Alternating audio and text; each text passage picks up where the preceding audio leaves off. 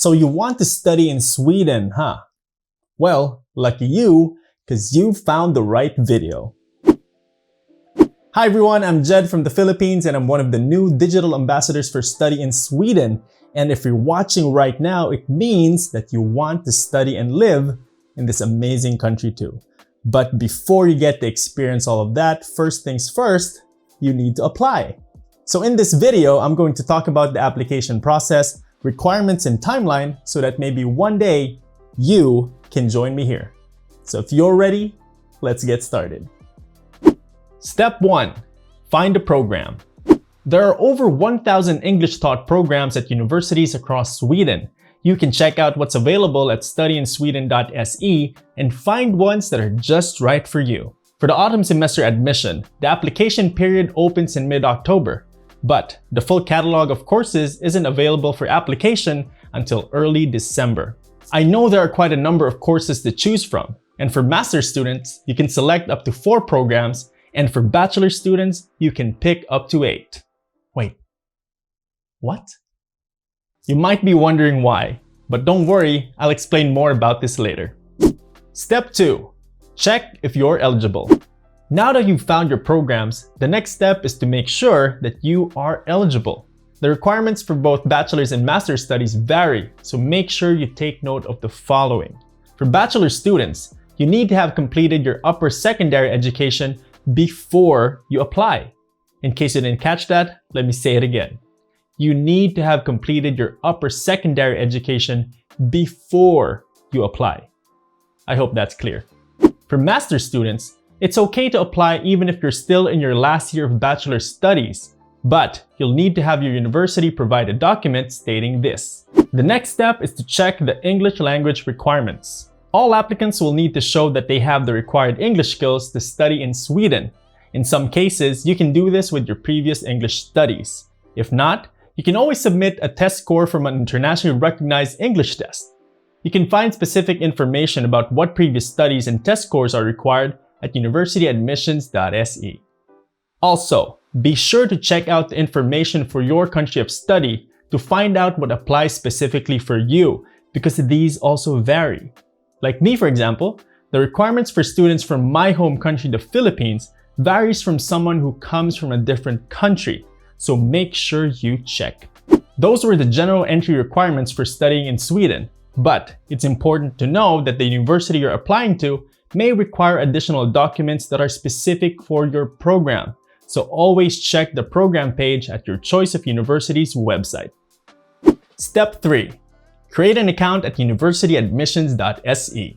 Now that you've picked the programs you're interested in, the next step in the application process is to create an account at Universityadmissions.se.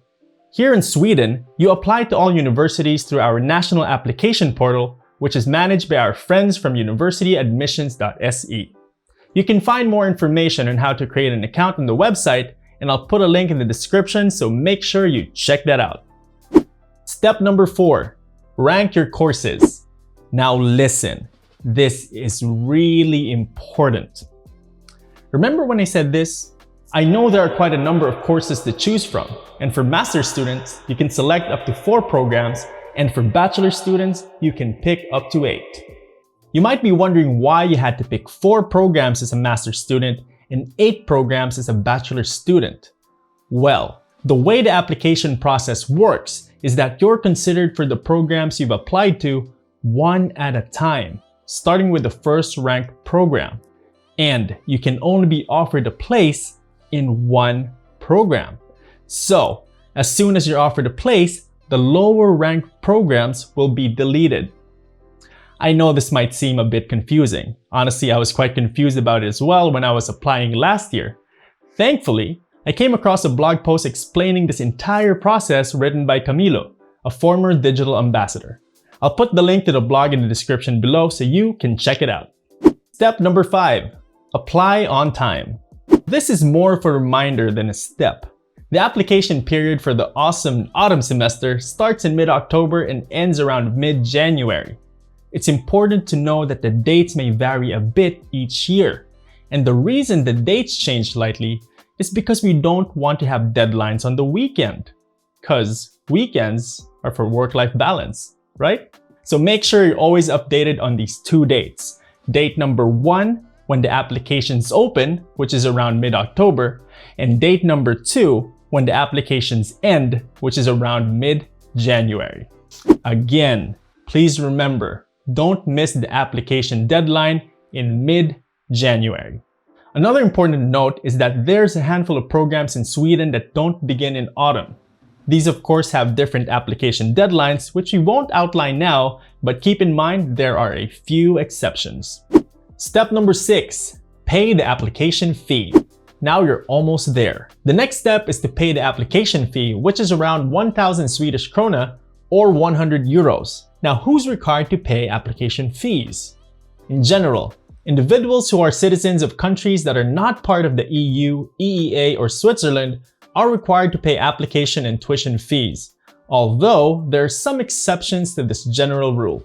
You can find more information about this on Universityadmissions.se. Another important reminder, the deadline for the fee is often 2 weeks later than the application deadline, but I highly suggest that you pay the application fee as early as you can, just to be sure. Step 7, the waiting game. This is the part that was the most challenging for me. That long, agonizing wait until the admissions results are published. Results for the autumn semester application are released around mid-April. So once you've completed all your requirements and successfully applied for your dream university and program, well, the only thing you can do now is sit back and hope for the best. It's also a good idea to maybe start learning some Swedish while you wait. Lycka till med din ansökan för att studera i Sverige. That means good luck with your application to study in Sweden. I know my Swedish is still a work in progress, but we'll get there someday. Oh, and here's another important reminder. Always keep an eye on the email address you provided in your account at Universityadmissions.se. If the universities that you applied to will require additional information or documentation, they will communicate through email. So make sure you don't miss it and submit all of these requirements on time. Sweden is such an amazing country, and studying here could be one of the best experiences of your life. But again, first things first, you need to make sure that you work on your application. So I hope you found this video helpful, and I can't wait for you to join me here in Sweden. You can always check the Study in Sweden website for more information about all things related to studying in Sweden. Also, there are a couple of blogs written by our previous digital ambassadors about the entire application process that could be helpful, and I'll put links in the description, so make sure you check those out. So that's it for now. Once again, this is Jed, and I'll see you in the next video. Hejdå!